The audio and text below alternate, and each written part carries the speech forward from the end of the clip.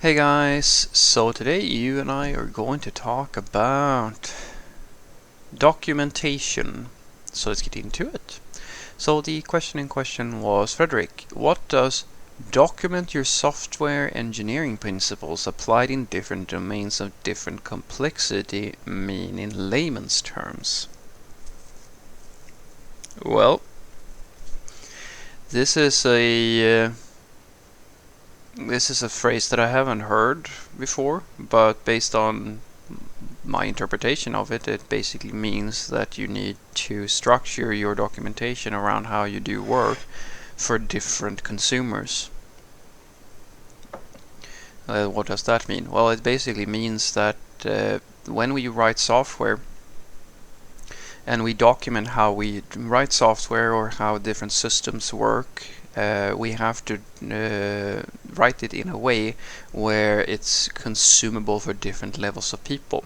So an example would be maybe another software developer would have to have fairly technical documentation related to how a system works, maybe like everything from how all the different pieces of code fit together, or how different services talk to each other, how security works, etc., etc. It's the right level for them, but for someone who might be a customer or a CEO type of level, it's really just a chart that with some boxes showing how different users use different parts of the system and how those pieces of the system talk to other pieces of the system. So it's sort of, I don't know how to express it in a good way, but in layman's terms, it's basically think about the reader of your documentation and write the documentation with the focus on what type of consumer do you have. So you don't give like a manual of super technical, I'm not saying mathematics, but I hope you get it, like super technical documentation to someone who doesn't really understand what that actually means, or doesn't have the capacity to decode all of that stuff. And you can't at the same time give like a super fluffy high level piece of documentation to a technical expert who needs really in-depth details on certain pieces of the system, because they're not trying to understand the big picture, they're trying to get into like the nitty-gritty details of things. And there's many ways of doing this. Documentation is notoriously tricky, and if you've watched my other videos about this, I've claimed that this thing that you're asking about, this is exactly what I say to people, that documentation is not for you. Documentation is for whoever comes after. And that's why it's so important, I believe, that you understand, you don't write documentation for the sake of documentation. You write it with a purpose. And some documentation is written for another software developer, some is like, a C4 model or something like a chart which shows how different systems interact, as I was saying, and that's probably more for a product owner or a manager or a customer or something like that. And understanding when one thing is appropriate versus another is at small scale it's usually not super important, but at large scale it becomes increasingly important, because, well, for better or for worse, the managers in the larger companies, they usually don't have time, interest, competence, like etc., etc. So you have to break dumb things down for them so that they can get a high level overview of how things work within your specific domain, or like what principles you abide by. And this is where it gets, yeah, I really don't understand this part. I've worked with people, guys, whose entire job, literally their entire job, is to not really do any software. They do make no contributions whatsoever in software development or coaching or anything like that to any of the engineers. They are this, like, as I like to call, they're talkers. They're not doers. They just talk all day long. That's all they do, and they know enough coding so that they can talk within and understand sort of technical areas, and then all they do is to sit and write RFCs and documentation, and they basically glorified tutors for managers.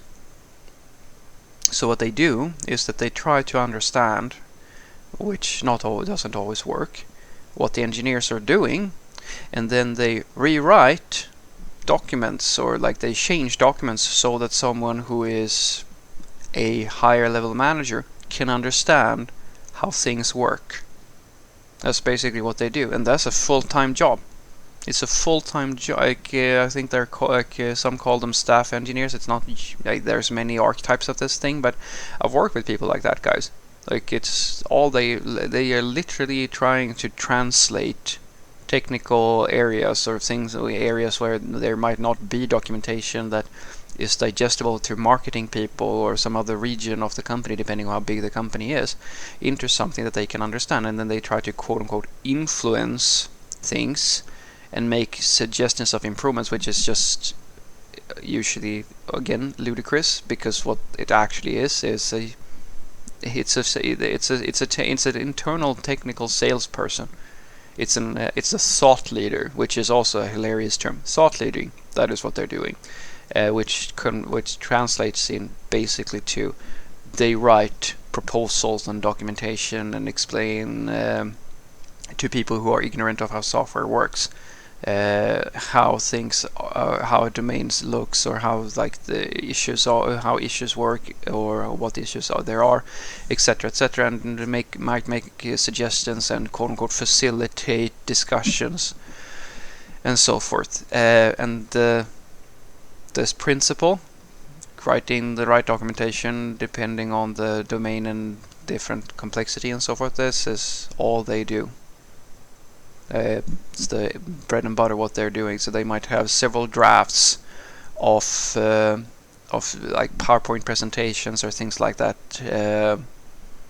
I don't know what to call it. I've only seen it a few times in the really large companies where there's a need for this sort of thing, and you have maybe one or two of these guys who it's really hard to figure out what the fuck they're actually hired to do, but they do write a lot of documentation.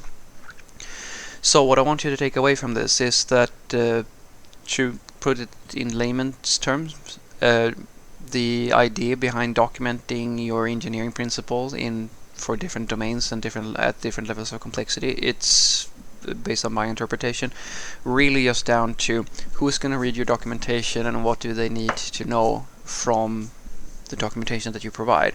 A README file with a lot of technical details and so forth might be perfect for a software engineer or a QA or someone like that, but the high-level overview of how the system works is good enough for a CEO or like someone who is not so technical, because their decisions are usually based on more high-level things as opposed to the nitty-gritty details.